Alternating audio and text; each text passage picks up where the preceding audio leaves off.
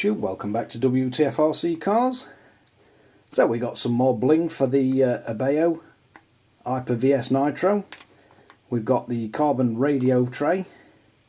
Part number on this one, OP-0106. So let's get on with the install.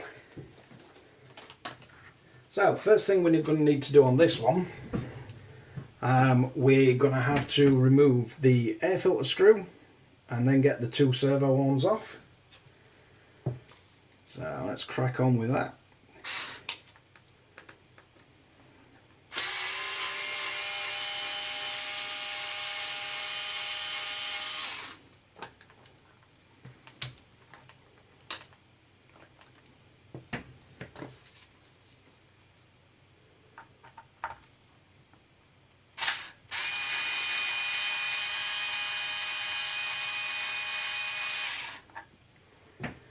Now these little Traxxas mats come in very handy with the little cutouts to catch all your screws and everything.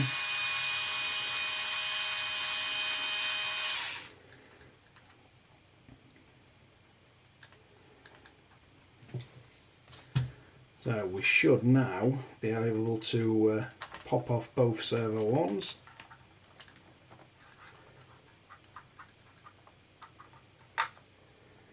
That's got them out of the way. Right, the next thing we need to do is remove the servo tray. So you've got two screws at the back, one in the centre and two in the front. I believe they all need to come out. And I think, if I remember rightly, this one is a right pain because the I think the post mounts aren't that tight on it. Let's see, where we're going. So I'll see if I can just tighten the bottom of them up a little bit, see if I can get it to grab. If not, we're going to have to drop the servos out first.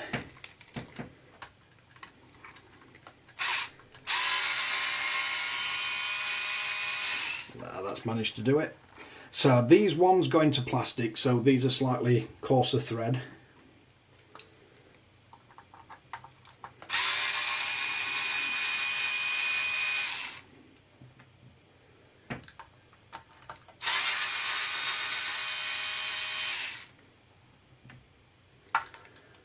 And so far these are all the same size.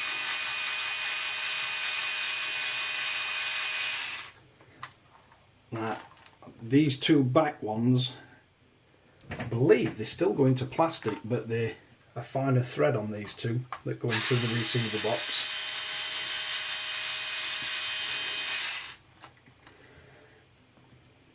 Yeah, the two back ones, they're definitely finer thread. So your coarse thread is from the centre and the two front. Now, depending on how much servo wire you've got sticking out, so depends how far you can get it from your radio tray, but it is easier once you've got this lifted up, because you can get your hand to the back and catch the little clips or little lugs that the servos screw into.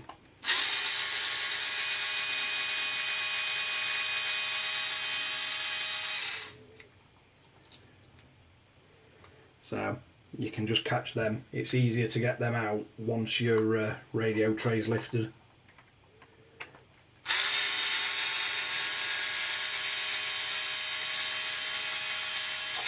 Now, it's been a while since I swapped these servos, and I'm not sure if on this radio tray, I don't know if there's enough room to lift the servo, tilt it and then put it back through the servo tray at an angle, or if we're actually going to have to remove the entire cable and pull them out through the top and then rethread them back down into the radio box. But in fact, well, we've got one, let's see if there is. I'm not sure if there's enough room on it to just tilt them and drop them through.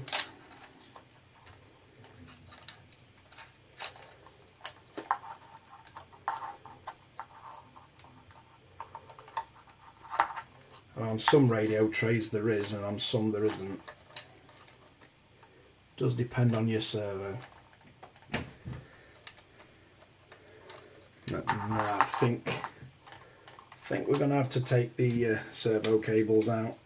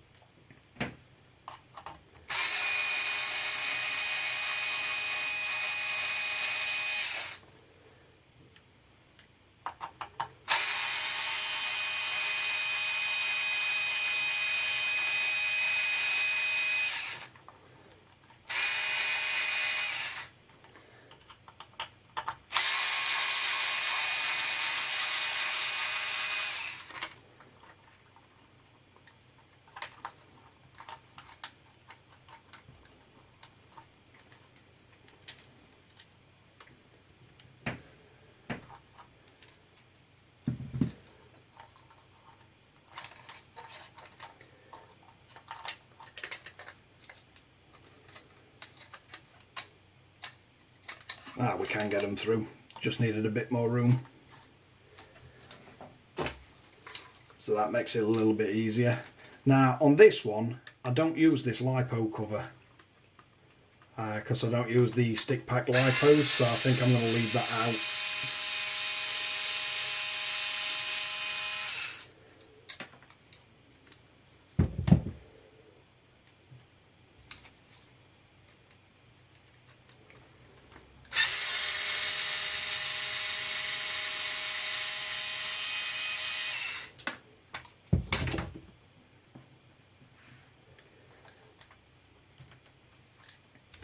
But we will need this one off for the air filter.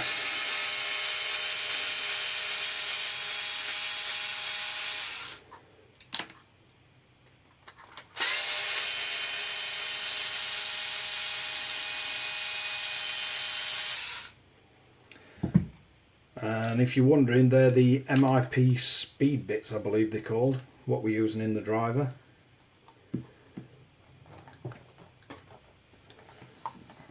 One that screws trying to escape servo.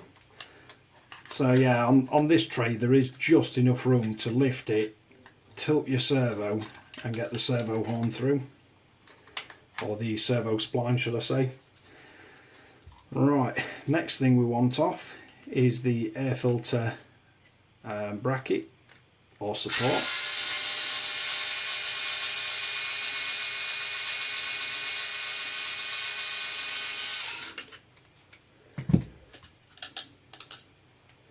So we can now put that to one side, and we can get the new carbon one out. So it's quite a nice looking bit of carbon, nicely finished. So now we want to get the air filter bracket or support, and you've got two holes and a little post, so it wants to face that way. And it's another of the fine threaded but into plastic. So we'll get that one in. And again, just be careful when you're screwing into carbon. You don't want to over tighten it and split your carbon. So let's see if we can get this one back through.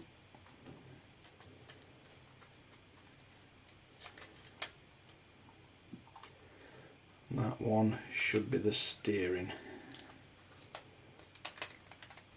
So now we need the lovely fiddly part of getting the little servo lugs back in.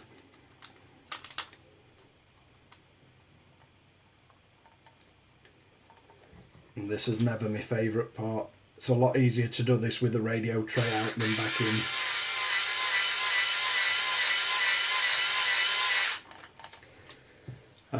Like most of the parts, I like to get the screws almost all the way in and then tighten them down once you've got them all in place. It just lets you do the final positioning at servo if you want to make sure it's absolutely dead center, or if you need to move it because one of the cables has slightly hitting one of the mounting posts or something like that.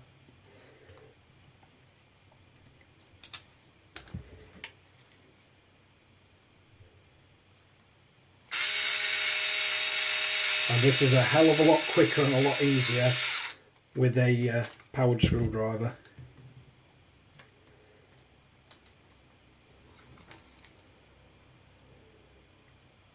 Quite a bit less stressful as well when you're trying to get these little things in.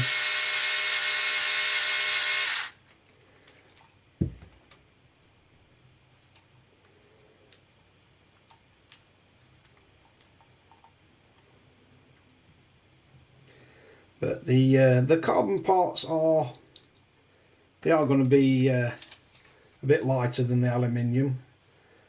Not sure if they'll be as strong. Not sure if overall you'd notice any difference whatsoever driving the RC, but they look nice. And like most of the Hobao parts, they're not really that expensive either.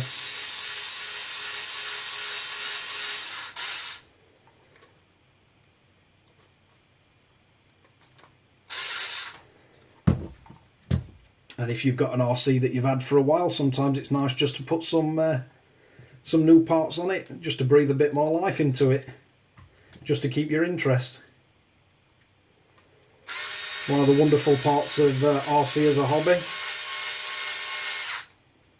I wouldn't say there's any right or wrong with fitting carbon parts. Some you can affect the characteristics of the handling of the vehicle. If the carbon part you're fitting has more or less flex than the part you're replacing, so you can alter some of the characteristics of how the vehicle drives. That's always something worth bearing in mind. I tend to run this steering servo wire this side of this lug, just to stop it, eliminate any chance of it getting caught up in places where we don't need it, like in your spur gear or something.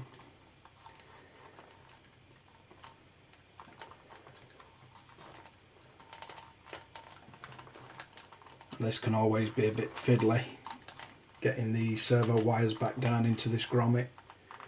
You can put a bit of grease on it if they're being particularly awkward.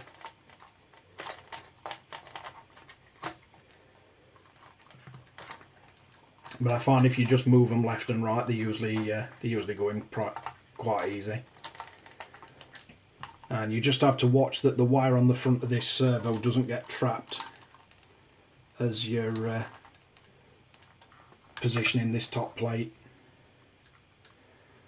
Right, so now we should be able to get our screws back in.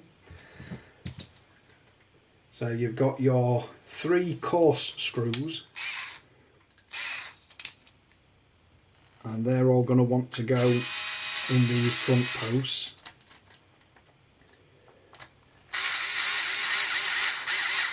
So again with this, I tend to put these in slightly loose and then run round and tighten them all up when I've got every one of the screws in place.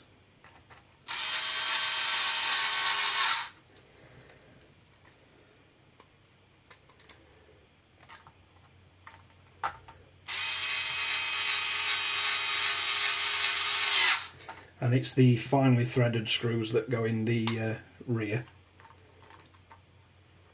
The screw down into the battery holder, or the hump pack battery holder should I say. And like always with this, it's carbon, so you don't really want to go crazy tight with the screws. Just nip them down. Right, let's see if we can tidy these wires up.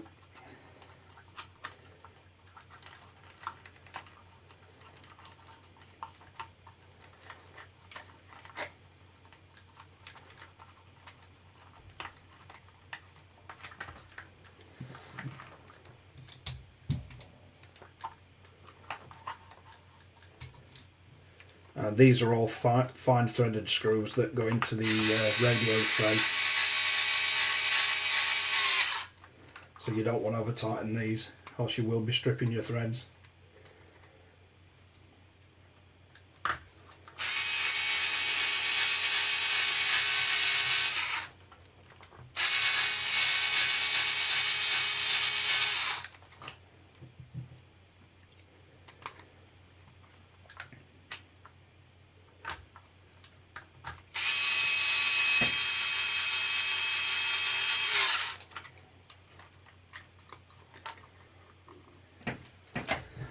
I've got quite a lot of wires sticking out at the side of the radio box, or the battery box should I say, because I do have the FlySky telemetry sensor. I've got the little cable coming out that I can charge the battery off, the temperature sensor for telemetry, and the power for the lap timer or transponder. So that's got all them back in. Now we should be able to position the servo arms.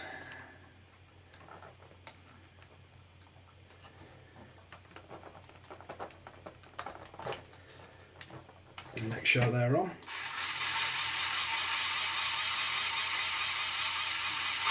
Well, that one's fine.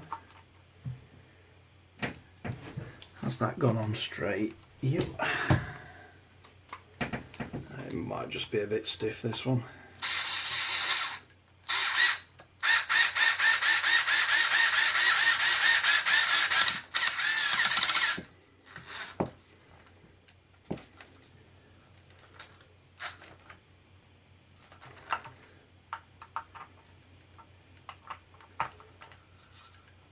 That's got the servos down, and then what I like to do with the actual servos themselves is just nip them down by hand.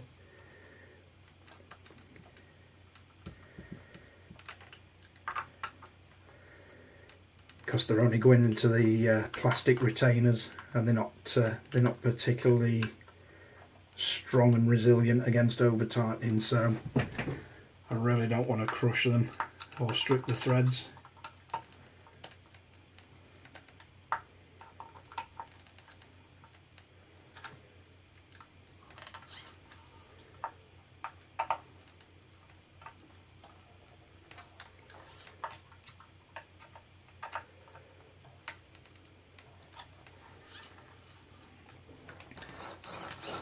Right, that's got all the servos back in place, and lastly we need to get the air filter on,